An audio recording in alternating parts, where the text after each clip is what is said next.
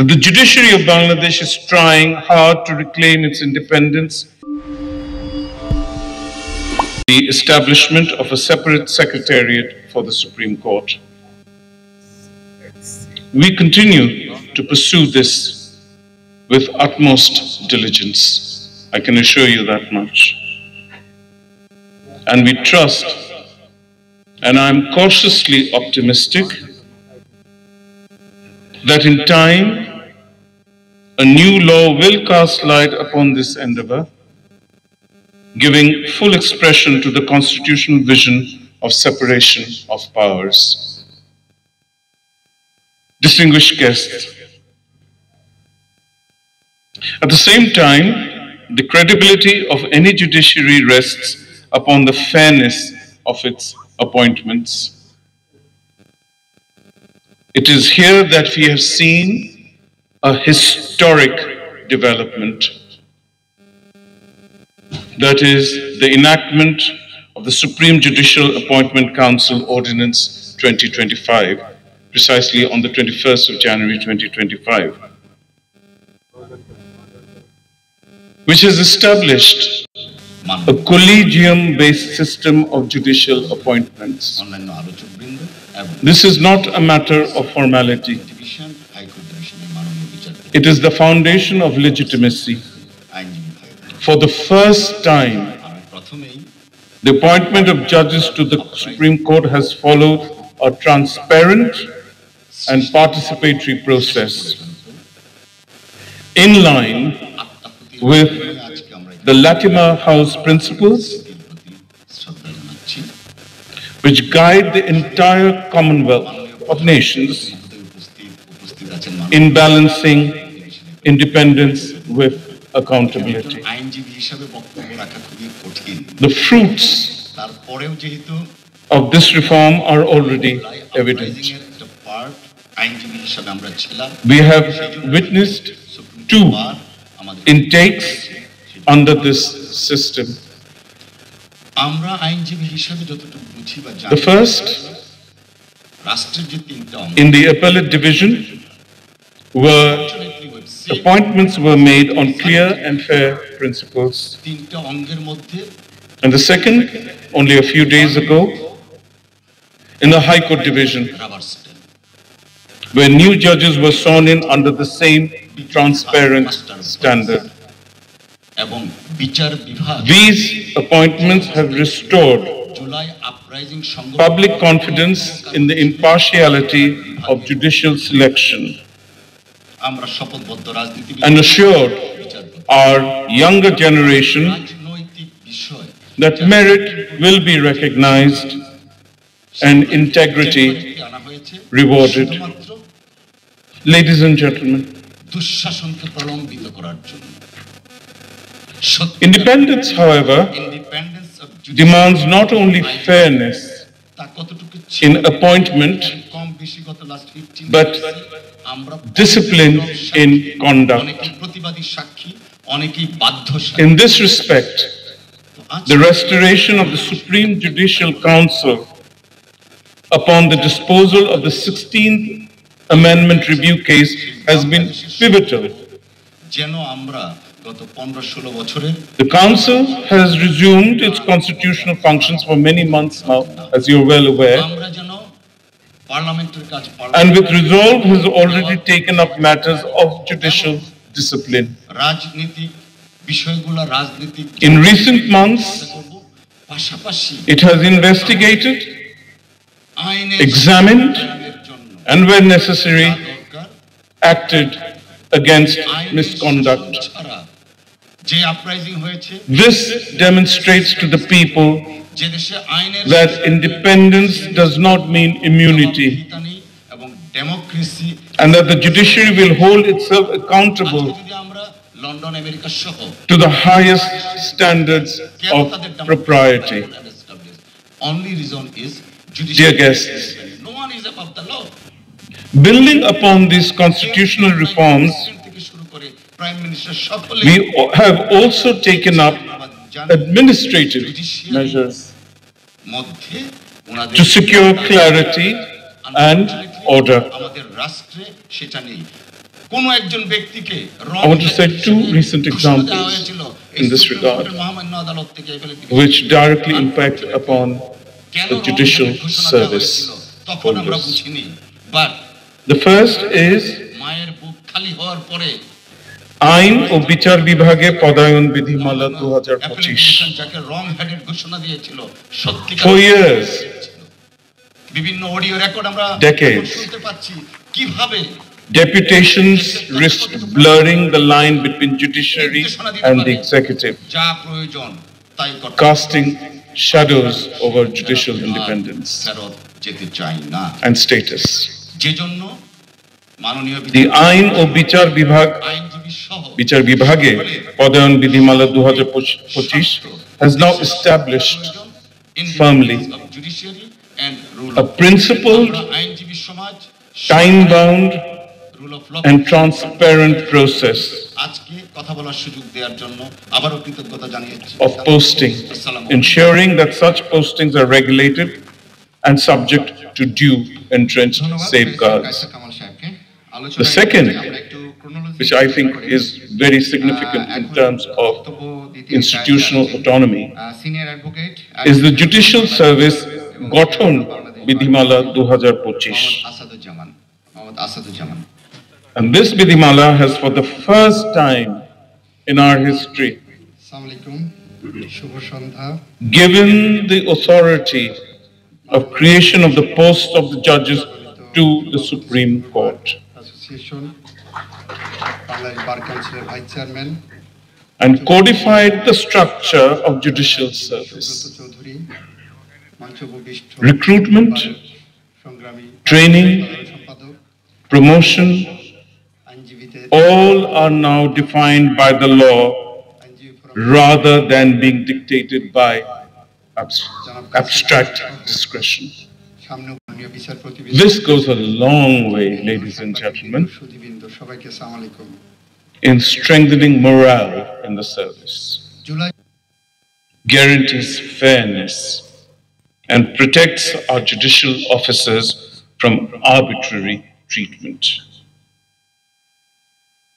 Taken together, these two sets of rules or Bidhimalas of 2025 mark a decisive advancement in the institutional development of the judiciary, bringing it a notch closer to true institutional autonomy. Ladies and gentlemen, reform, however, is not confined to statutes and ordinances. It is a living process that must be carried to the people. That is why I have taken my reform roadmap on the road. From Chattogram to Rajshahi, from Sylhet to Khulna, from Rangpur to Mymensingh, and I also include my initial visits to Faridpur and Borishal. We have engaged in reform roadshows where bench and bar, together with citizens, have engaged in open dialogue. I just divert here from my prepared text. As recent as about 2 or 3 weeks ago, the Supreme Court here in Dhaka has initiated a process of engaging with university students. We have in-house technical expertise of world-class expertise, and we wanted to showcase that to the student community. The first such meeting was held only a few weeks ago, and all the invitees were from various public universities spread all over the country. Given the huge success of that endeavor, we are of intent, we have always been of intent, to repeat that process and that engagement with the registry, especially the younger, more techno-savvy members of the Supreme Court registry, now with students drawn from private universities all over Bangladesh, and that will take place in a few weeks' time. As I was making my point, going back to my text, in each division, town, and jurisdiction that I visited over the last 8-9 months, the district bars stood as partners, helping us measure pendency, debate procedural bottlenecks, and craft solutions rooted in local realities. These dialogues have reminded us that reform cannot be written from the capital city alone. It must be practiced across the nation. Among the reforms that I have placed before the nation of the last many months, one of the most discussed in these gatherings is the progress toward dedicated commercial courts. In a global economy, justice in commerce is as vital as justice in liberty. We have heard the frustrations of businessmen all across the country, entrepreneurs, and investors who suffer from delays.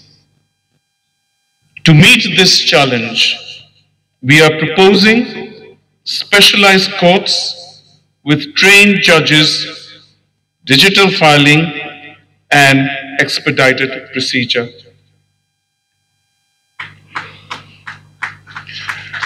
Thank you. Draft framework is in hand. And very early on into my assumption of office in 2024, the draft was prepared by our in-house expertise of the Supreme Court Registry. In fact, many of the proposals that were later taken up by the particularly Judicial Reform Commission, we had a head start. As early as in October and November, we sent into the government proposals, a draft ordinance for setting up the Secretariat, complete with an organogram and a concept note, various sets of vidhimalas and rules, some of which have already been implemented, that would inure to the benefit of the judicial service. And this is an experience that the Supreme Court has embarked upon, a process where for the very first time in its institutional history. So we've been thinking out of the box for the last 1 year. And I hope that this process, that initiative, will be a sustainable one, not only in the weeks and the months, but in the years and decades ahead, because this is going to be a long, long journey. So draft framework, as far as setting up commercial courts, is in hand, and preps are being readied, and stakeholder consultation has already begun. I've just come back from Sylhet, where I took this agenda, and we had various chambers of commerce attending, huge representation from members of, and in fact, the Supreme Court Bar Association, the UNDP, the European Union, and the rest. And this was preceded by, only a few weeks earlier, by another very, very important dialogue jointly organized by the Supreme Court in cooperation with BIDA and the UNDP, right? The UNDP, yes. So we are having these negotiations and creating these strategic partnerships on a continuous basis. And as far as commercial courts are concerned, I know the first week of September, the Dhaka Chamber of Commerce and Industries is also engaging in a dialogue where the Supreme Court will have a pivotal role to play. In fact, whenever the draft law is discussed, it is the law, well, draft ordinance, a template ordinance, which is one that has been drafted by the Supreme Court itself. The commercial courts, if constructed, will help Bangladesh compete regionally, attract investment, and build confidence that contracts made in our land will be enforced swiftly and fairly. And of course, this legislation has a huge ADR component as well.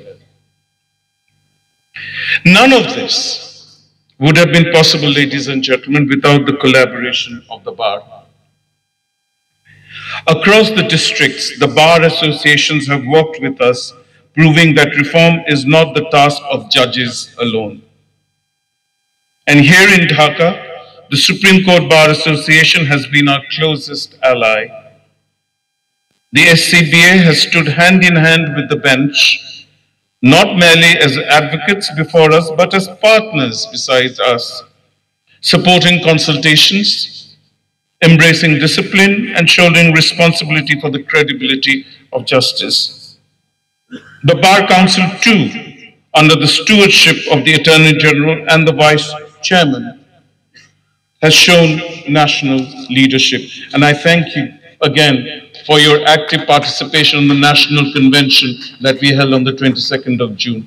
Both the Vice Chairman and the President of the Bar, thank you so much. You made very, very robust statements that went a long way in carrying our message for reform and autonomy to the nation. Thank you very much.